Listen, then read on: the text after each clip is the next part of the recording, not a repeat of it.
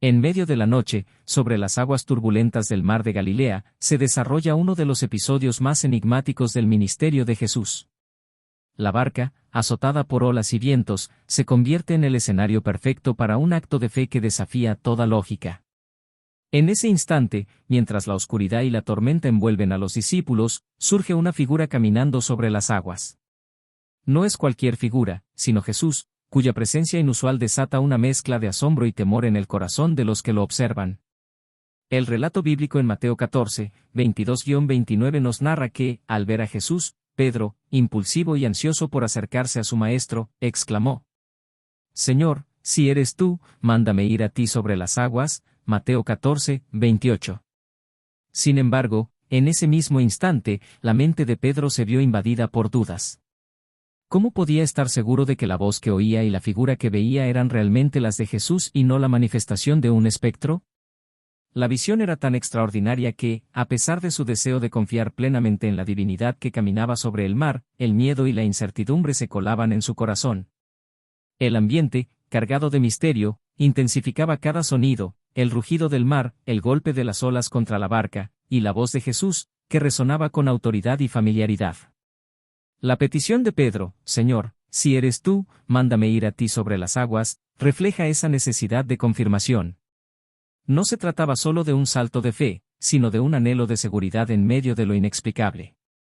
En ese momento, la mente de Pedro clamaba por la certeza que solo la voz de su maestro, tan conocida y reconfortante, podía otorgarle. La escena adquiere un tono de suspenso y reflexión cuando, a pesar de la urgencia de acercarse, Pedro duda. Su petición revela una lucha interna. Por un lado, su fe lo impulsa a dar un paso audaz hacia lo divino; por otro, el temor a lo desconocido y la posibilidad de enfrentarse a un fenómeno sobrenatural lo paralizan. Es en este cruce de emociones donde se manifiesta la verdadera naturaleza de la fe. No es la ausencia de miedo lo que define a un creyente, sino la valentía de actuar a pesar de él. La Biblia nos recuerda en Mateo 14, 29 que, cuando Jesús respondió con una voz suave pero firme, simplemente diciendo, «Ven», Pedro se sintió impulsado a avanzar, dejando atrás sus dudas momentáneas.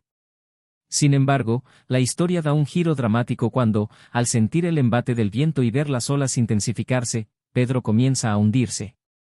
Su clamor desesperado, «Señor, sálvame». Mateo 14, 30, es un testimonio de la fragilidad humana frente a la adversidad, y al mismo tiempo, una súplica sincera que reconoce la dependencia total de la intervención divina. En cada palabra y cada gesto, el episodio nos enseña que la fe verdadera no es infalible, es un camino de saltos y tropiezos, de momentos en los que la duda coexiste con la esperanza. La experiencia de Pedro es un reflejo de la lucha interior que todos enfrentamos cuando tratamos de confiar plenamente en lo que no podemos ver, cuando nos encontramos en medio de tormentas que desafían nuestra comprensión. La voz de Jesús, en medio del fragor del mar, se convierte en ese ancla que nos recuerda que, a pesar de nuestras dudas, Él está presente para guiarnos. La intervención divina en este relato es un recordatorio poderoso de que la presencia de Dios trasciende nuestras limitaciones humanas. Como se expresa en Mateo 14:31, cuando Pedro clama por salvación, Jesús extiende su mano y lo rescata, mostrando que la misericordia y la gracia divina siempre están disponibles, incluso en los momentos más oscuros. Esta historia nos invita a reflexionar sobre la importancia de confiar en Dios, a pesar de nuestras inseguridades, y a entender que cada duda es una oportunidad para experimentar su amor redentor de una manera más profunda. En definitiva, el episodio del caminar sobre el agua y la petición de Pedro nos desafía a examinar nuestra propia fe. Nos insta a reconocer que, aunque podamos dudar y temer, la voz de Dios siempre está ahí para ofrecernos seguridad y esperanza, llevándonos de la caída a la victoria.